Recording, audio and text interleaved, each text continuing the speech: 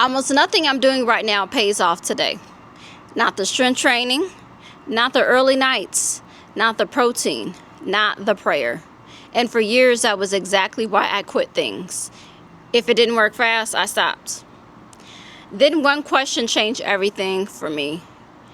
I stopped asking what I want to look like this summer, for example, and I started asking a harder one, okay? Who do I want to be at 80? Yes, I said at 80. Do I want to be strong enough to get up off the floor by myself?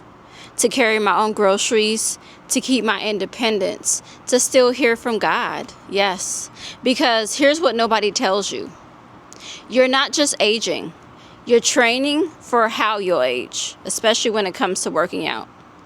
And the woman you'll be in 30 years is being built or neglected right now. Yeah, right now. So today I want to talk about the habits that are quietly deciding that future. Okay, is the future going to be great? Is the future going to be maybe not so great? Okay.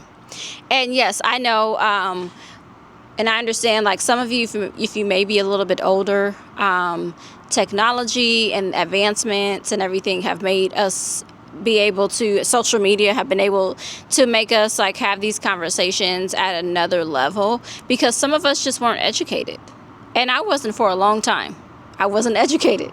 I was just like doing things and kind of like trying to figure it out myself. But I'll be honest, like the internet, social media, technology, science, advances in science have helped a lot.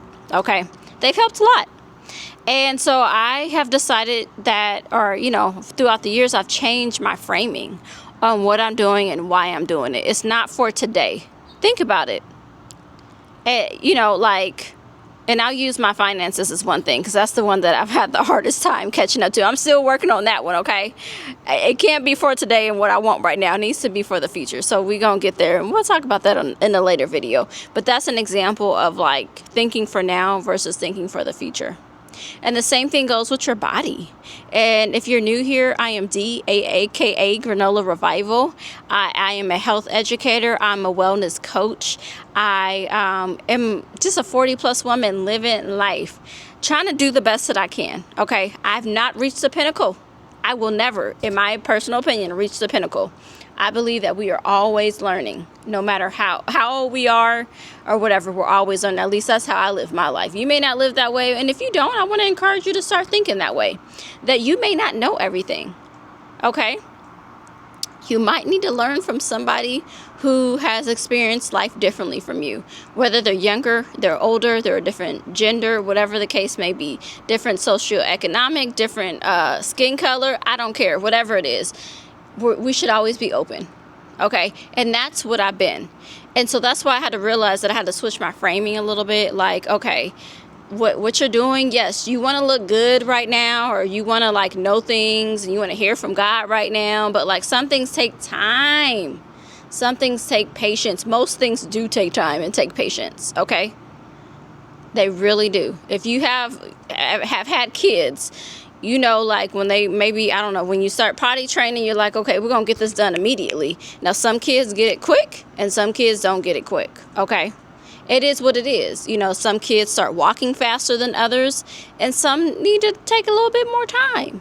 Same thing with us as we grow to adulthood. But I think sometimes we forget about the simple processes and how we need to look to the future. Okay. Look to the future and don't just escape to like, oh, it's right here, right now. No, everything is not microwave generation. And I've said this before. We've grown accustomed to this microwave generation, but like, no, everything is not going to happen quickly. A lot of things take work. What do they say? How many hours do they say it takes to become a master in something? 10,000 hours.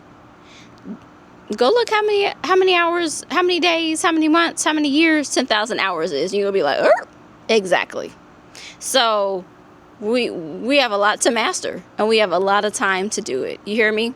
So that's where I found myself, and so I wanted to really like express this to other people to as an encouragement, not as like a bad thing at all, but as an encouragement, as a reframe, okay, that helps people say like, okay, I'm still in the journey. Yes, you're still in the journey. And it's okay. But don't just think about now. You may not see all the results right now, but just know that some of those things are coming later. If you've ever gone through, and I don't like to always use like physical, but I'll just go through that. I'll use that as an example right now. Like if you've ever like either tried to gain weight or lose weight, it could be either one. It didn't happen overnight. It was a process, and you may still be in that process. So what I want to tell you is like, don't quit, because what you do today is going to serve you far greater tomorrow, years upon years upon years upon years upon years upon years. Okay, so don't quit, even if you're feeling like I'm not seeing the results right now. If you're in business and you're a solo entrepreneur or whatever the case may be, and you're like, I'm not getting all the leads that I need, don't stop right now. Keep going. Commit to the process. That's really the thing, is the process. Sometimes we quit right before we're about to explode. And that's not what I want for you. So I use like, physical things as a metaphor, but really like my whole point is don't quit too early. Now I'm making the table rock, okay? Don't quit too early. Stick in it. I know it's hard.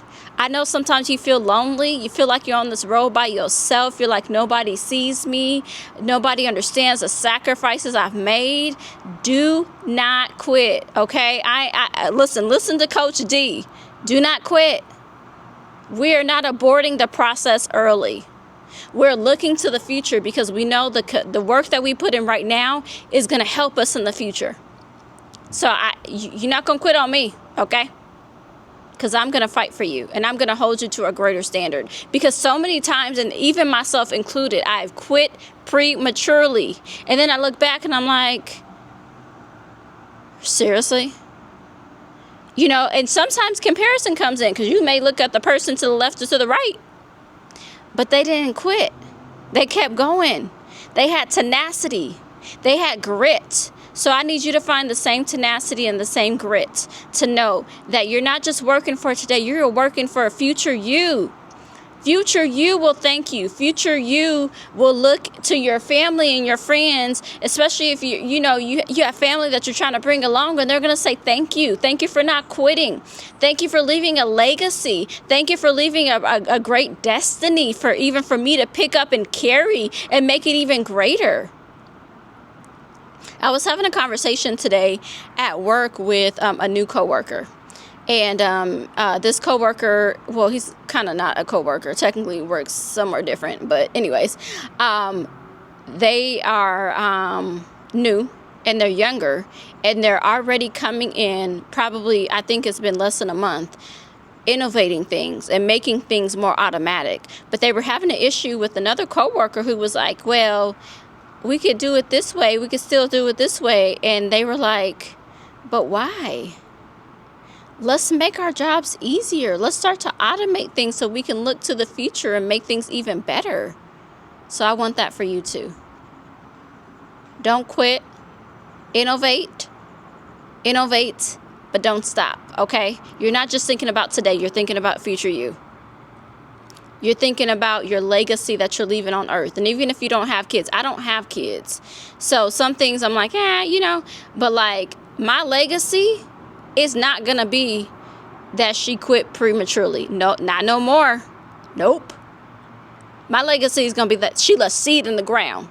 She left a harvest, and it's still being sown right now. Okay? Now, I do know that I have left seed, and I still have more harvest. Okay? Listen, if you know I'll tell some of my stories in the future, but I have toiled. And sometimes when I was toiling, I was like, God, do you see me? Where you at? Jesus, where you at? But I also know, I was somewhere the other day, and I was like, I still got seed in the ground. And I didn't think about it back then, that I was leaving seed for a harvest for the future, but I know it. And so I want you to do the same thing. Whether it be your physical body, whether it be your mental, whether it be for your family, whether it be for a job, whatever it is, you have put the seed in the ground. And yes, sometimes you don't see it manifest. Think about when, my boss gave me a tomato plant. Now, this is the second one. The first one, some animal came and ate it. So, but it took a while to actually get a tomato. Okay? It took a while. And the tomato plant kind of died, but somebody else in my family helped me revive it. It was looking a little crusty, but it still took a while. So think about that. Seed and harvest, it takes time. So what you plant right now, you're going to harvest in the future. That preaches. Okay, I'm going to let you go. And I know you probably like, yes, I hit the table. I care for you. I want to see your future. I want to see it bright. I do. I want to see your future bright. I want to see you leave the seed right now for the future. And let me say one last thing. The seed that you plant right now, some of it may not be for you, but it may be for someone else. It may be for a family member. It may be for a friend. It may be for a complete stranger. Drop the seed and stop being selfish. Drop it and let the harvest do what it's going to do. That's it. So thank you. This is day 26 of 30 days of showing up before I am ready. And we're almost there, okay, to the 30 days.